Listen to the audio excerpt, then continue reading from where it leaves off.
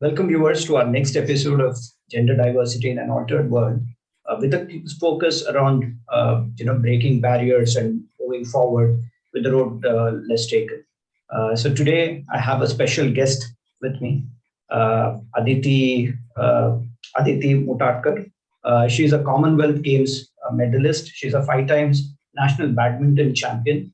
Currently, she's the program head for women in sports at Simply Sport Foundation. Welcome, Aditi. Real pleasure to have you on the show today. Thank you so much, Karthik, for having me, and thank you, Pink Ladder. I really look forward to having a great conversation with you today. Same here, same here. So, sports is such an interesting area to talk about, and especially women in sports. So, what's been your journey towards becoming, an award-winning sports person? Yeah, Karthik. So I think I started I started very young in this profession. I was just I think 9 or 10 when I started playing badminton, and my father used to play some outdoor badminton in Bombay, and that's when I kind of just as a to keep me busy. I was a hyperactive child, and so just to keep me busy, my father used to take me out and play badminton, and I think he saw the spark there a little bit. Like I never used to miss a shuttle when I used to hit, to hit the shuttle with the racket. And I think that's where he thought that maybe we should put her in a tournament and see what she does. And I played a tournament. I reached the semi-finals of that tournament without any formal training. It was a inter-school tournament in Bombay.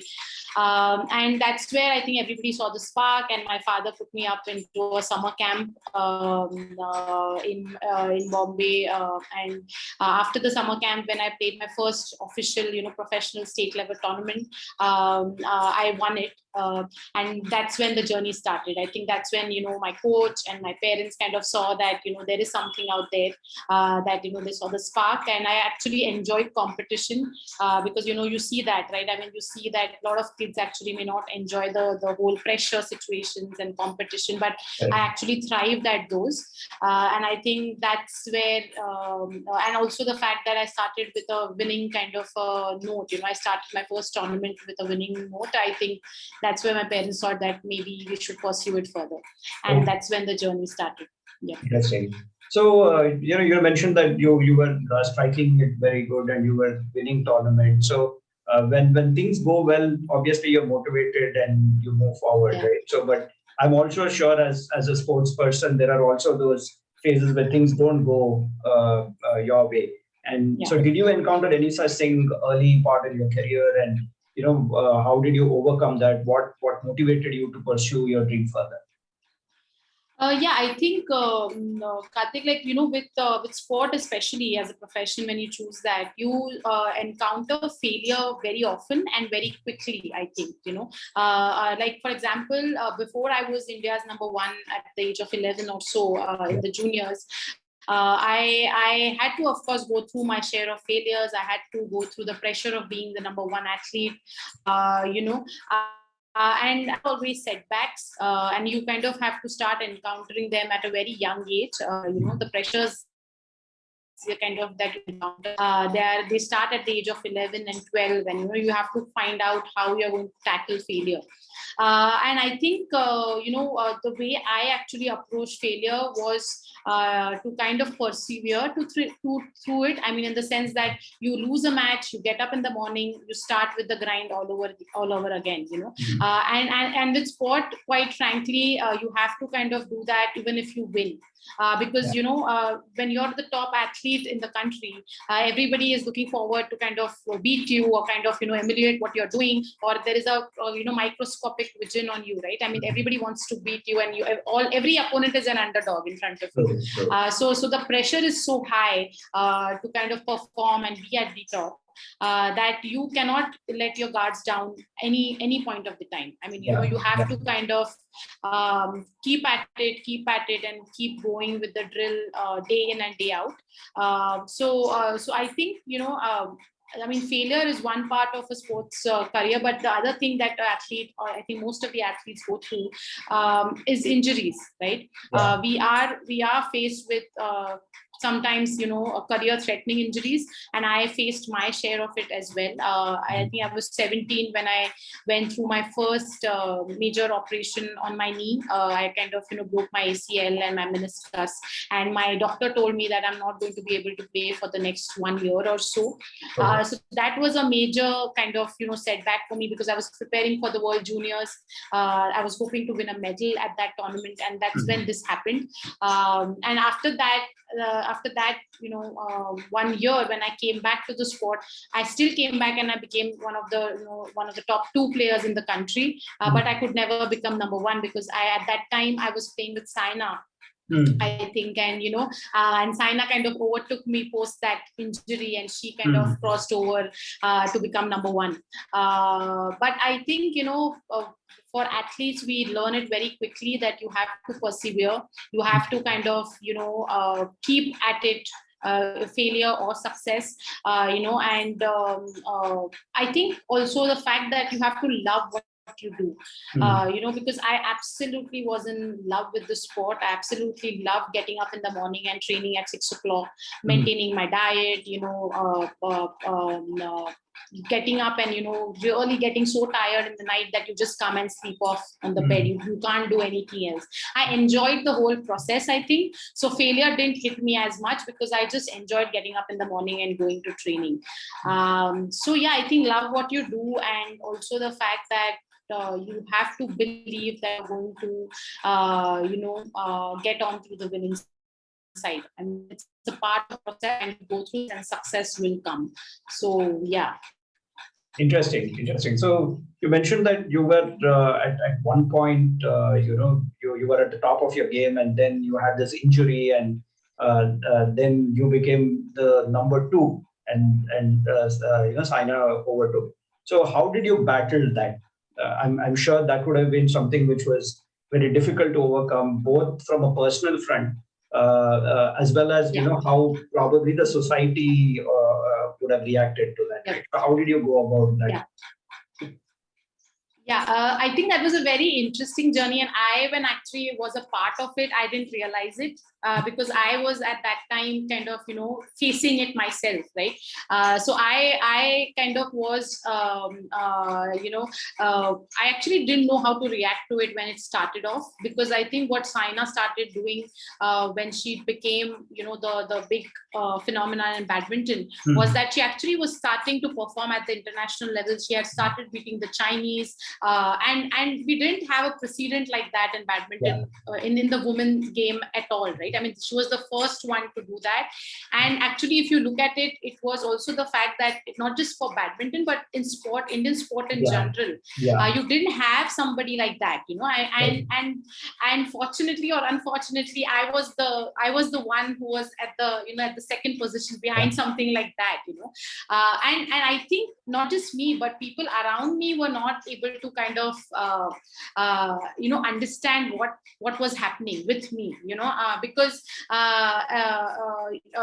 you how do you kind of accept the fact that the player who is in front of you is kind of increasing the distance so much that it is becoming difficult to kind of keep up, right? And I think you have to at that point I didn't realize it, but I think when I look back at it, I know that if I would have just accepted who I am as an athlete, what my capability is, and kind of being true to that and kind of enjoying that journey, I would have actually done much better, I think, as an athlete.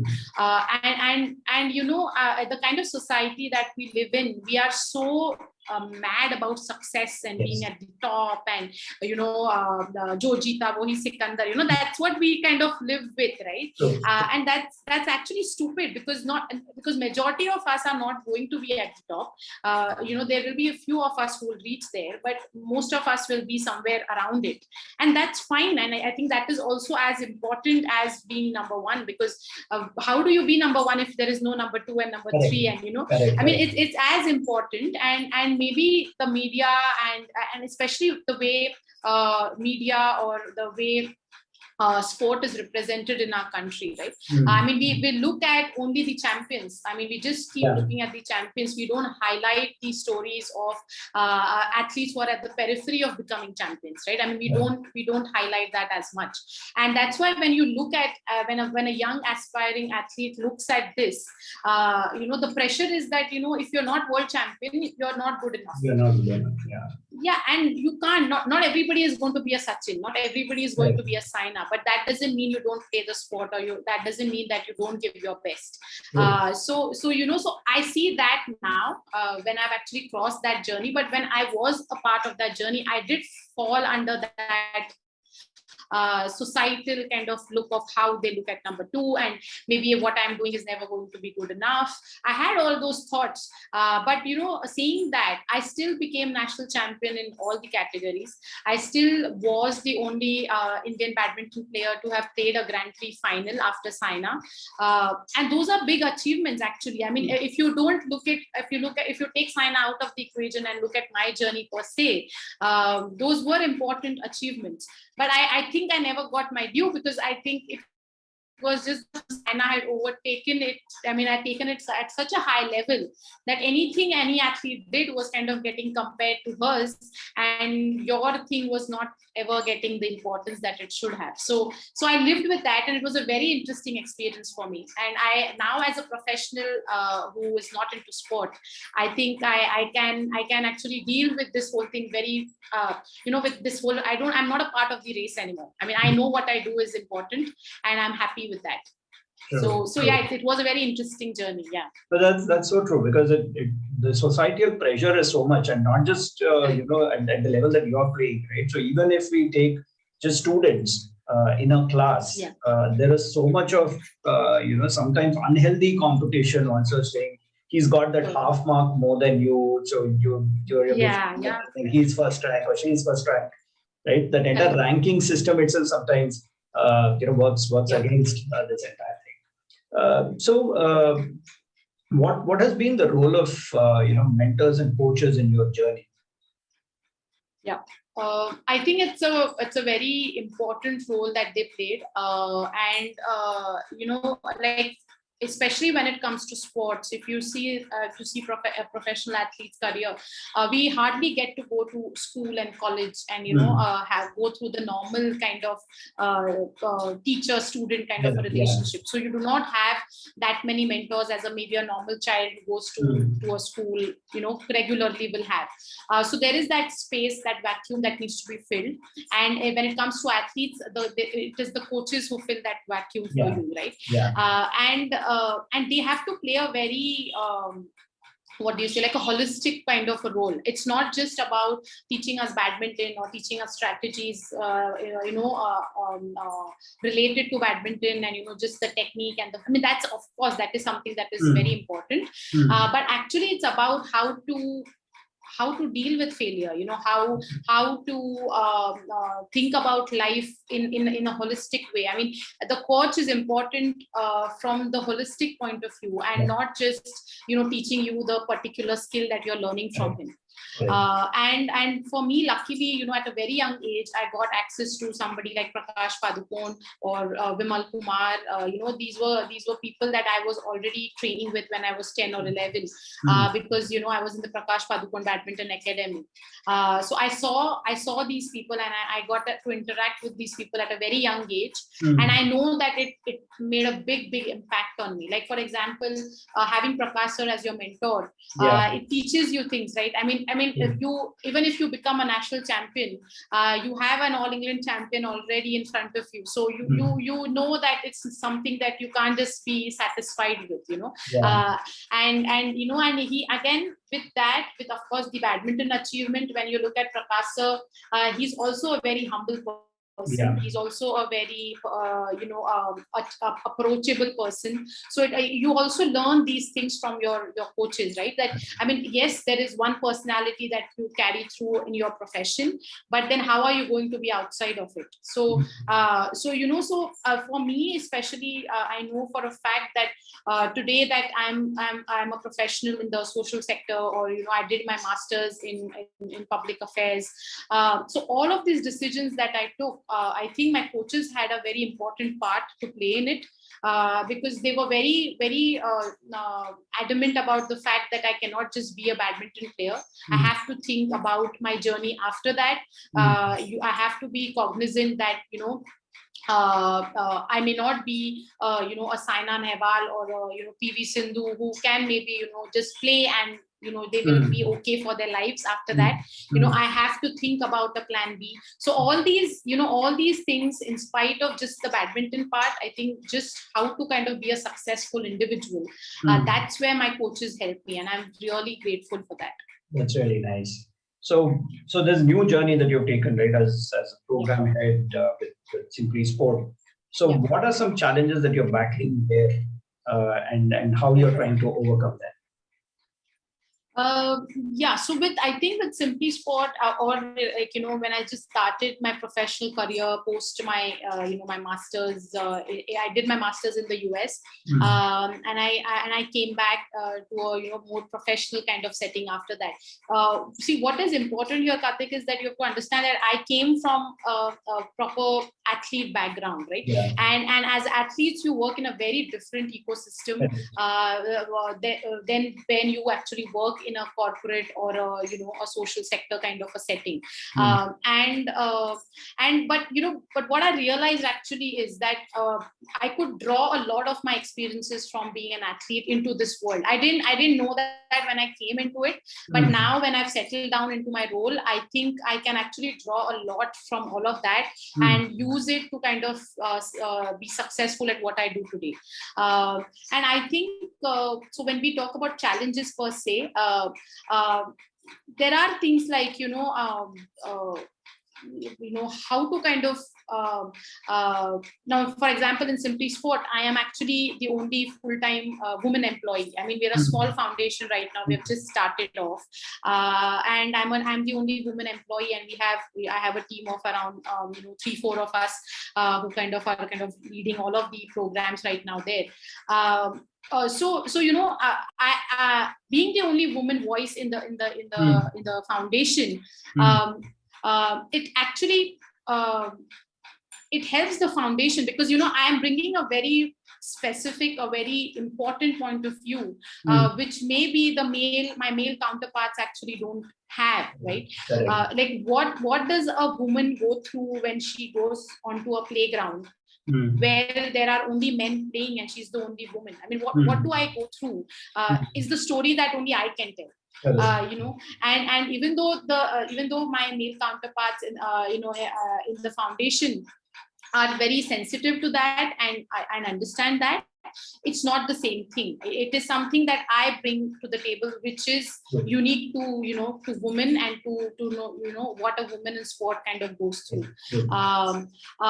So I think as of now, in the last 4-5 months that I've been working with Simply Sport, that is something that I have seen, that one of the things I think is that you don't get as many women in the sports fraternity. I mean, we have a very small representation. We have very few voices that are talking about sports, and they are women, informed voices, which is a challenge, because I mean, you don't have a community of women when it comes to sports. You don't have, and we do not have a place. For example, if you look at just the women coaches in India right now, and if I give you a quote of say from SAI, like if we talk about Sports Authority of India, only 17% are women, and it's historically been like that when it comes to SAI, right?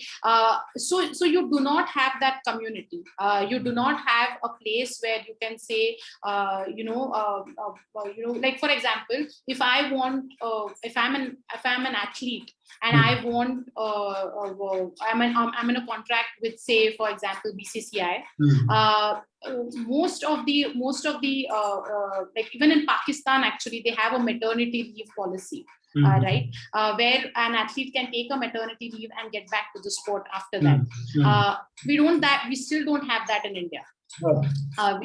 Athletes still don't have it in India. And so, and how do we talk about this? We don't know. There are no platforms for us to talk about Right. this. We don't have communities where we can talk about these things or raise it up, or so just the general awareness is not there. Right. So the more I have started working in the women in sport thing. I've realized that there are no spaces for us to talk about our problems, to talk about why are there such less female coaches in India, right? I mean, if you see even the general outlook, if you look at the support staff, or Yes.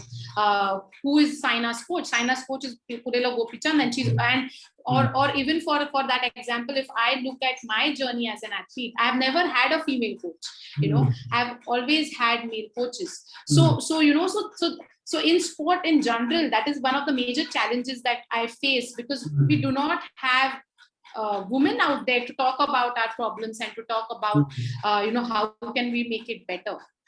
So we are still amongst the few, and I think there is an urgent need right now to kind of start investing in having more women in the sports ecosystem, because we are 50% of the population, right? I mean, we have to be represented as much as the men, because, and if you again, and it's very weird that if you look at the elite performances in sport in India, it's actually the women who have done better than the men, right? I mean, in that sense, if you look at, for example, after the Indian cricket team, which are the heroes that we talk about? It is actually Sania Mirza, it is PV Sindhu, and Mary Kom. I mean, we are a nation which actually celebrates, most of the celebrities in the sport are actually women. Correct. But it's very strange. But when we start actually looking down from there to the grassroots level, it really doesn't kind of percolate well. Actually, the representation starts going lower and lower. So that is one of the major challenges that I think I'm facing, that we need more women voices, we need more women playing sports, we need more women in the administration levels, in the more important parts of RSP. For example, if you look at the Indian Olympic Association, there are around, I think, 50 odd kind of, I think the executive council is around 50 people, 50 members, and out of that, I think only 3 or 4 are women. So we don't have our voices being heard right now. So it's really strange. And IOA actually also recently came out in the papers asking for proposals to kind of how can we make a gender equal association. So it's like that right now. So this just the representation, that is one of the major challenges that you face in sport when it comes to women, and that is something that I've been facing for some time now. Interesting. I think, and you're right, that getting that voice out there, that unique perspective which a woman only understands what it is very true. Even when we started Pink Ladder, also in the initial ideation stage, when I reached out, I figured out that I alone will not be able to do this, because I will I may be empathetic and I may be sensitive towards women, but I don't understand what's going on with them. So that's where I think my co-founder Saujanya played a very crucial part, because she was able to bring that voice and bring that perspective, and then create it as a wholesome picture. So that's really true. So as a last parting message, what advice would you like to give to women out there who are either wanting to pursue a career in sport, or even otherwise? What's that advice that you would like to leave them with? So I see, first of all,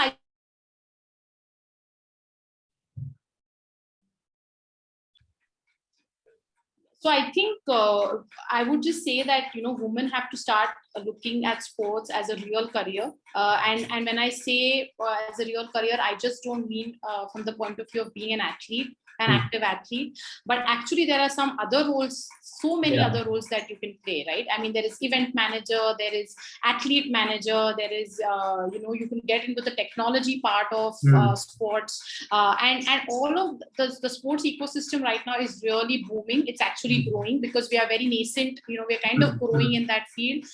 So I would really say that, for even young women who are kind of making this decision of, science karna hai, ki arts karna hai, ki, I mean, even at that stage, I think we should start looking at sports as a real career, and sport is no more about, thoda sa, fitness ke liye kuch kar lete hain, let's go to the gym. It's not just confined to that anymore. So I think that is one thing, start looking at opportunities in sport as a real career. I think, and the second thing would be that,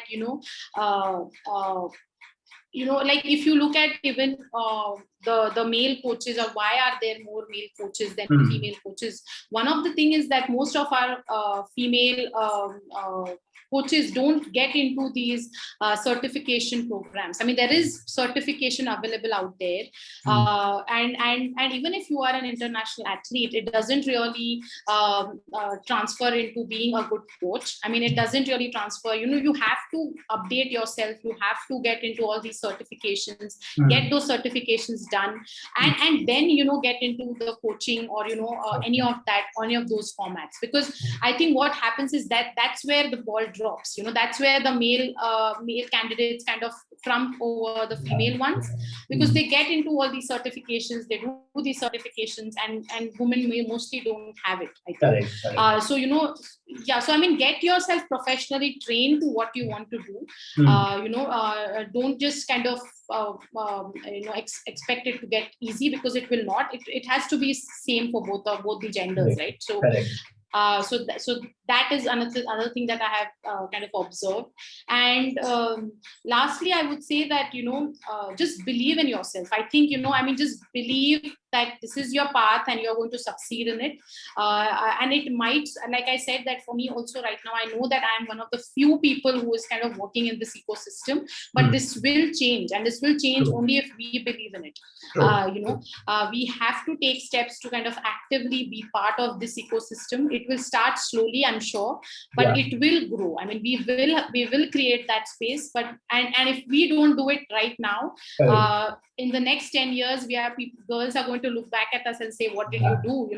I mean, we have this responsibility of people who love sports, or people who have played sports, or who are passionate about sports. We have to enter it in a professional way. We can't just sit outside and say ki ye to aisa hi hota hai aur wo to. I mean, it doesn't get into the system and believe that you can make a change. And I think you will make a change if you believe in it. That's very nicely put there, Aditya. I think at the end of the day, it's having that belief and having that hope that yes, change will happen, and work towards that. So it was an absolute pleasure talking to you. There were some very interesting perspectives. I'm sure the listeners will definitely love the show, and I look forward to having more such conversations with you, where we are spreading more awareness and spreading the word, and having that 50% representation of women across all the committees, coaches, etc. So that fingers crossed. I'm looking forward to that. Definitely. Wish you all the very best in that journey. Thank you. Thank you so much. Thank you. Welcome, viewers, to our next episode of Gender Diversity in an Altered World, with a focus around breaking barriers and moving forward with the road less taken. So today I have a special guest with me, Aditi Mutatkar. She's a Commonwealth Games medalist. She's a 5 times national badminton champion. Currently, she is the program head for women in sports at Simply Sport Foundation. Welcome, Aditi. Real pleasure to have you on the show today. Thank you so much, Karthik, for having me, and thank you, Pink Ladder. I really look forward to having a great conversation with you today. Same here. So, sports is such an interesting area to talk about, and especially women in sports. So, what's been your journey towards becoming, an award-winning sports person? Karthik. So I think I started I started very young in this profession. I was just, I think, 9 or 10 when I started playing badminton. And my father used to play, some outdoor badminton in Bombay. And that's when I kind of, just as a, to keep me busy, I was a hyperactive child. And so just to keep me busy, my father used to, take me out and play badminton. And I think he saw the spark there a little bit. Like I never used to miss a shuttle when I used to hit, to hit the shuttle with the racket.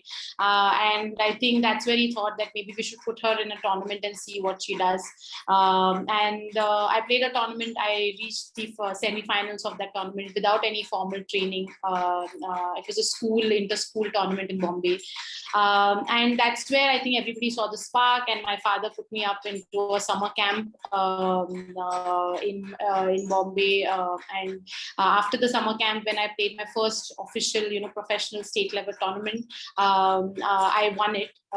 And that's when the journey started. I think that's when, my coach and my parents kind of saw that, there is something out there, that, they saw the spark. And I actually enjoyed competition, because, you see that, right? I mean, you see that a lot of kids actually may not enjoy the whole pressure situations and competition, but Right. I actually thrived at those. And I think that's where, and also the fact that I started with a winning kind of note, I started my first tournament with a winning note. I think that's where my parents thought that maybe we should pursue it further. And that's when the journey started. Yeah. Interesting. So, you mentioned that you were striking it very good and you were winning tournaments. So, when things go well, obviously you're motivated and you move forward, Yeah. right? So, but I'm also sure as a sports person, there are also those phases where things don't go your way. And so, did you encounter any such thing early part in your career? And how did you overcome that? What motivated you to pursue your dream further?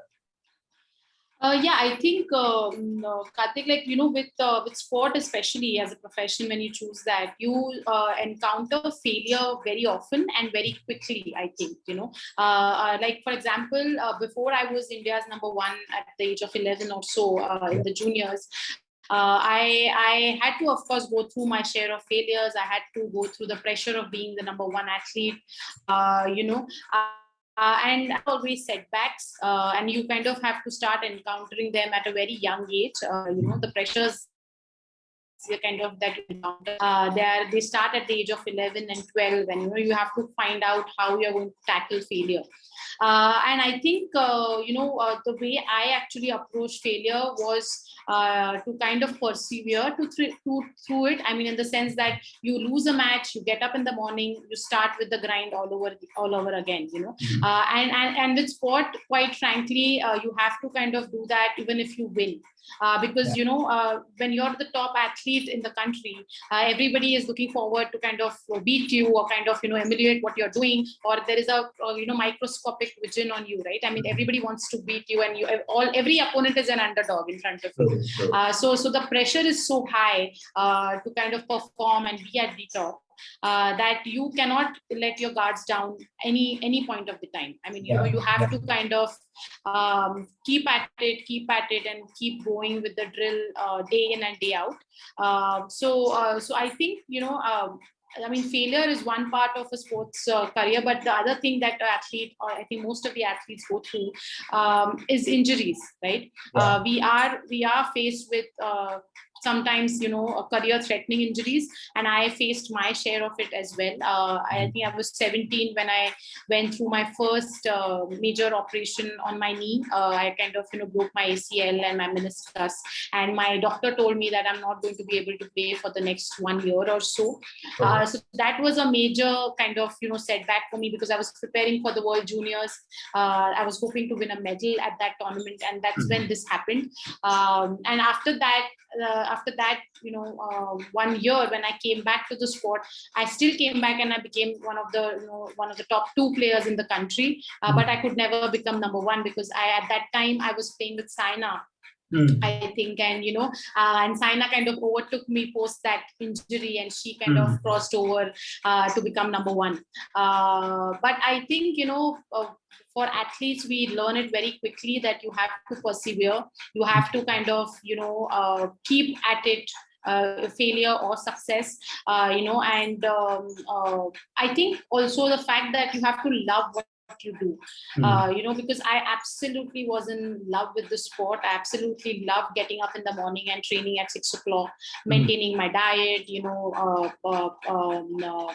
getting up and really getting so tired in the night that you just come and sleep off on the bed. You can't do anything else. I enjoyed the whole process, I think. So failure didn't hit me as much because I just enjoyed getting up in the morning and going to training. So yeah, I think love what you do, and also the fact that you have to believe that you're going to get on through the winning side, and it's a part of the process, and you go through and success will come. So yeah. Interesting. So you mentioned that you were at one point, you were at the top of your game, and then you had this injury, and then you became the number two, and Saina overtook. So how did you battle that? I'm sure that would have been something which was very difficult to overcome, both from a personal front, as well as how probably the society would have reacted to that. Yeah. How did you go about that? Yeah, I think that was a very interesting journey, and when actually was a part of it, I didn't realize it because I was at that time kind of facing it myself, right? So I kind of was I actually didn't know how to react to it when it started off, because I think what Saina started doing when she became the big phenomenon in badminton was that she actually was starting to perform at the international level. She had started beating the Chinese. And we didn't have a precedent like that in badminton in the women's game at all, right? I mean, she was the first one to do that. And actually, if you look at it, it was also the fact that not just for badminton, but in sport, Indian sport in general, you didn't have somebody like that, and fortunately or unfortunately, I was the one who was at the second position behind something like that, and I think not just me, but people around me were not able to kind of understand what was happening with me, because you how do you kind of accept the fact that the player who is in front of you is kind of increasing the distance so much that it is becoming difficult to kind of keep up, right? And I think you have to at that point I didn't realize it, but I think when I look back at it, I know that if I would have just accepted who I am as an athlete, what my capability is, and kind of being true to that and kind of enjoying that journey, I would have actually done much better, I think, as an athlete. And the kind of society that we live in, we are so mad about success and being at the top, and jo jeeta wohi Sikandar, that's what we kind of live with, right? And that's actually stupid, because majority of us are not going to be at the top. There will be a few of us who will reach there, but most of us will be somewhere around it, and that's fine. And I think that is also as important as being number one, because how do you be number one if there is no number two and number three? And I mean, it's as important, and maybe the media and especially the way media or the way sport is represented in our country, right?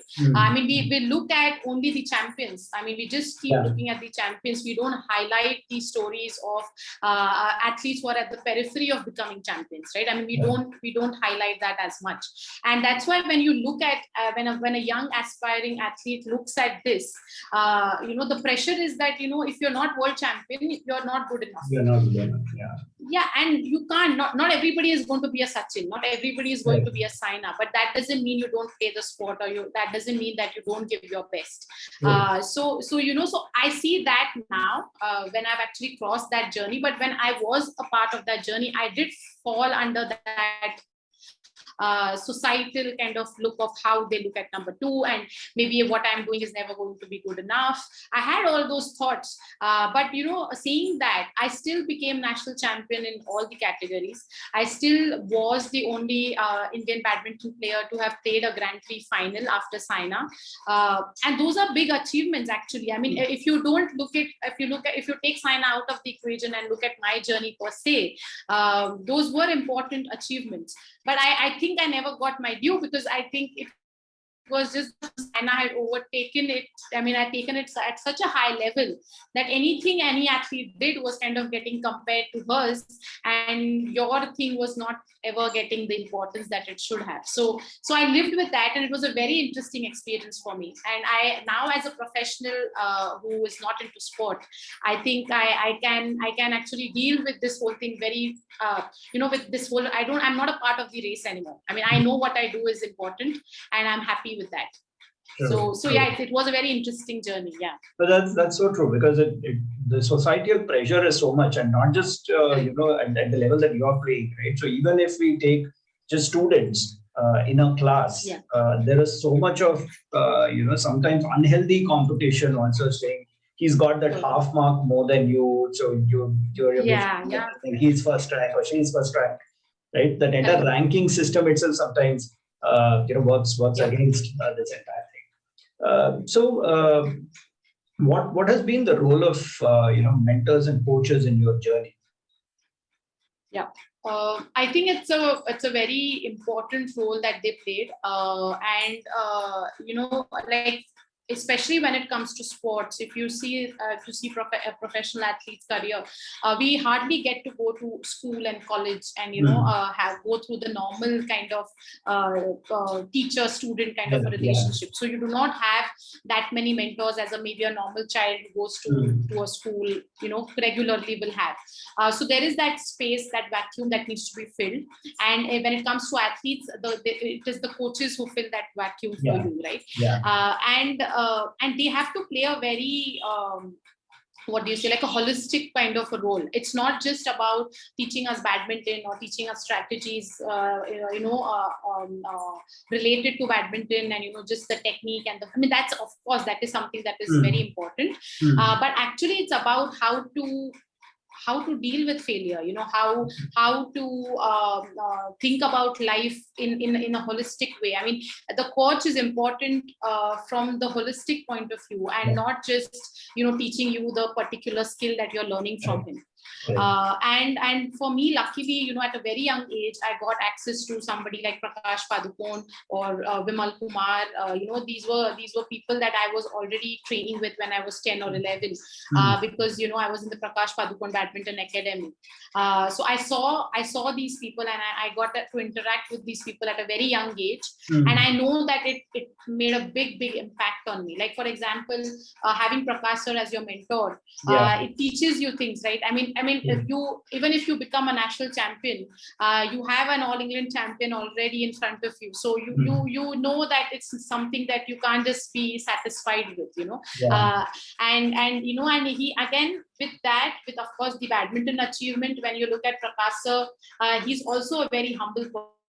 He's also a very approachable person. So you also learn these things from your coaches, right? That, I mean, yes, there is one personality that you carry through in your profession, but then how are you going to be outside of it? So for me especially, I know for a fact that today that I'm a professional in the social sector, or I did my master's in public affairs. So all of these decisions that I took, I think my coaches had a very important part to play in it, because they were very adamant about the fact that I cannot just be a badminton player. I have to think about my journey after that. I have to be cognizant that I may not be a Saina Nehwal or a PV Sindhu who can maybe just play and they will be okay for their lives after that. I have to think about a plan B. So all these things, in spite of just the badminton part, I think just how to kind of be a successful individual, that's where my coaches helped me, and I'm really grateful for that. That's really nice. So there's a new journey that you've taken, right, as a program head with Simply Sport. So what are some challenges that you're battling there, and how you're trying to overcome that? Yeah, so I think with Simply Sport, or like, when I just started my professional career post my, my master's, I did my master's in the US, and I came back to a, more professional kind of setting after that. See, what is important here, Karthik, is that you have to understand that I came from a proper athlete background, right? Yeah. And as athletes, you work in a very different ecosystem than when you actually work in a corporate or a social sector kind of a setting. But what I realized actually is that I could draw a lot of my experiences from being an athlete into this world. I didn't know that when I came into it, but now when I've settled down into my role, I think I can actually draw a lot from all of that and use it to kind of be successful at what I do today.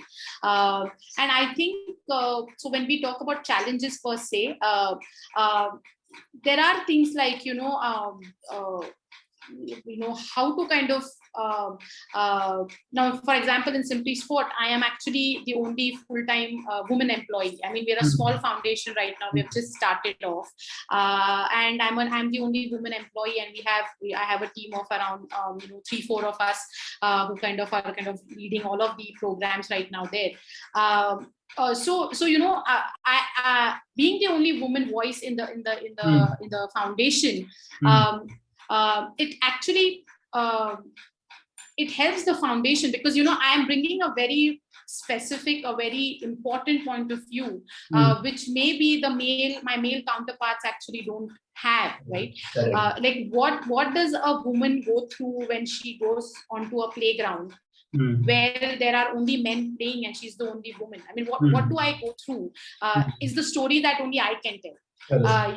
And even though my male counterparts in the foundation are very sensitive to that, and I understand that, it's not the same thing. It is something that I bring to the table, which is unique to women, and to know what a woman in sport kind of goes through. So I think as of now, in the last 4-5 months that I've been working with Simply Sport, that is something that I have seen, that one of the things I think is that you don't get as many women in the sports fraternity. I mean, we have a very small representation. We have very few voices that are talking about sports, and they are women, informed voices, which is a challenge, because I mean, you don't have a community of women when it comes to sports. And you don't have, and we do not have a place. For example, if you look at just the women coaches in India right now, and if I give you a quote of say from SAI, like if we talk about Sports Authority of India, only 17% are women, and it's historically been like that when it comes to SAI, right? So you do not have that community.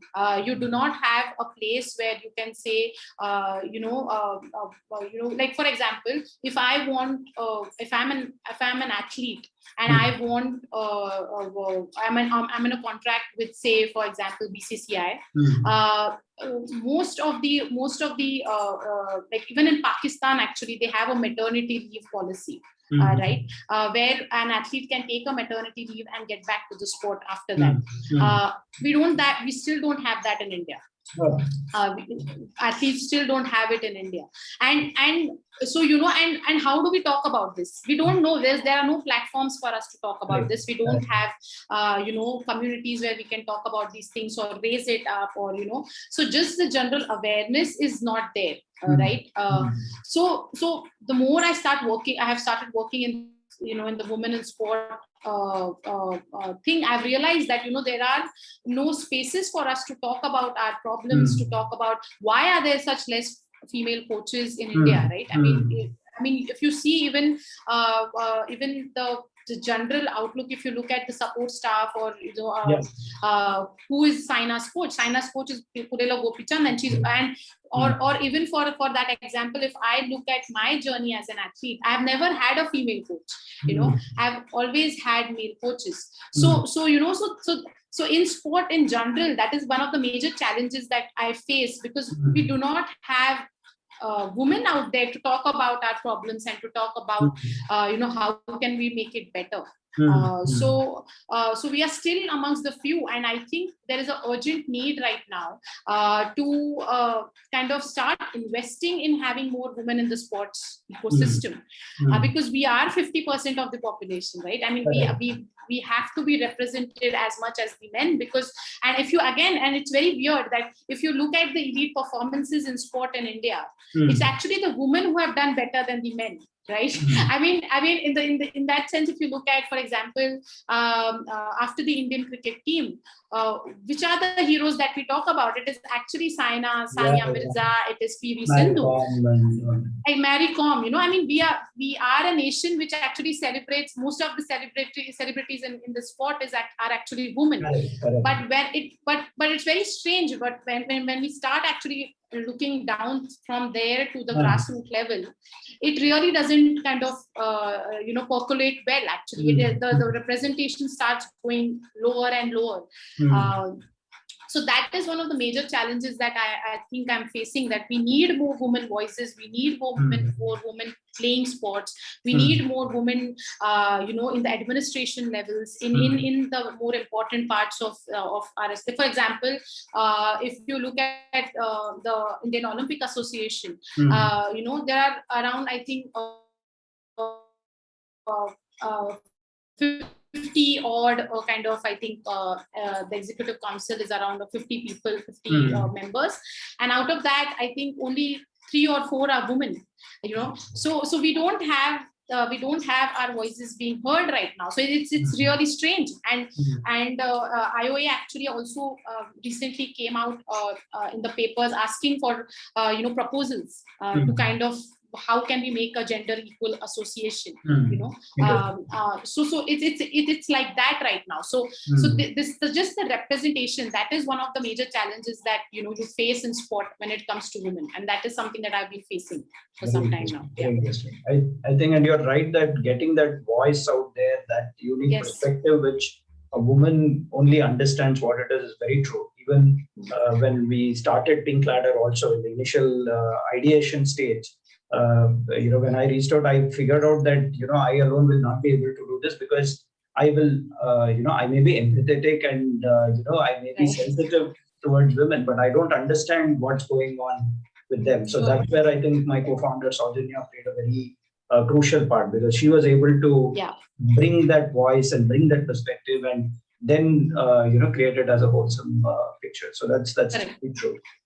So as a last parting message, what advice would you like to give to women out there who are either wanting to pursue a career in sport, or even otherwise? What's that advice that you would like to leave them with? So I see, first of all,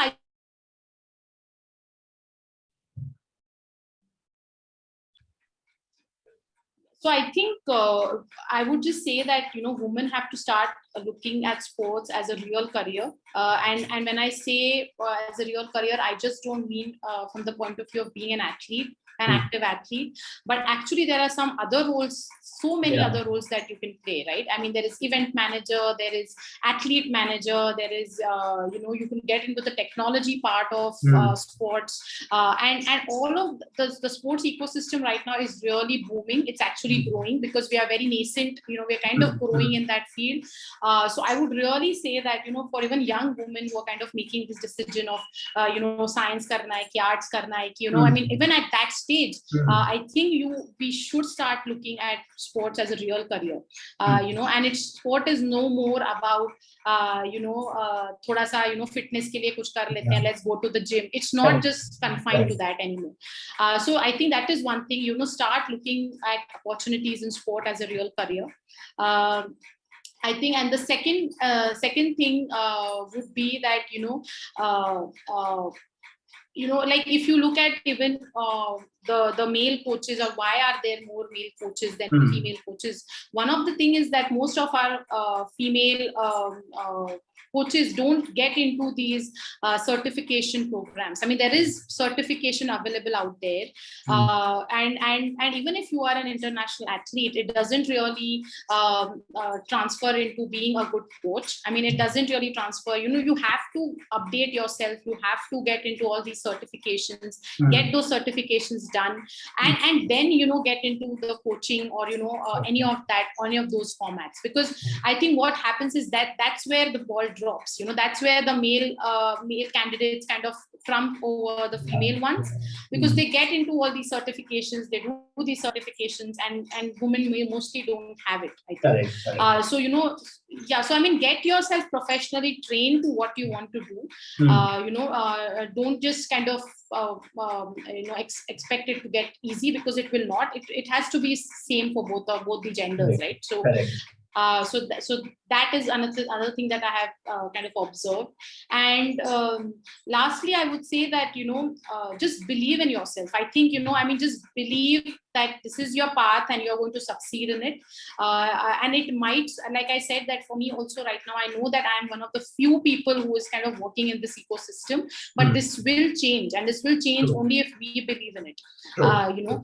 We have to take steps to kind of actively be part of this ecosystem. It will start slowly, I'm sure, but it will grow. I mean, we will create that space, but and if we don't do it right now, in the next 10 years, girls are going to look back at us and say, what did you do? I mean, we have this responsibility of people who love sports, or people who have played sports, or who want to who are passionate about sports. We have to enter it in a professional way. We can't just sit outside and say ki ye to aisa hi hota hai aur wo to. I mean, it doesn't get into the system and believe that you can make a change, and I think you will make a change if you believe in it. That's very nicely put there, Aditya. I think at the end of the day, it's having that belief and having that hope that yes, change will happen, and work towards that. So it was an absolute pleasure talking to you. There were some very interesting perspectives. I'm sure the listeners will definitely love the show, and I look forward to having more such conversations with you, where we are spreading more awareness and spreading the word, and having that 50% representation of women across all the committees, coaches, etc. So that fingers crossed. I'm looking forward to that. Definitely. Wish you all the very best in that journey. Thank you so much. Thank you.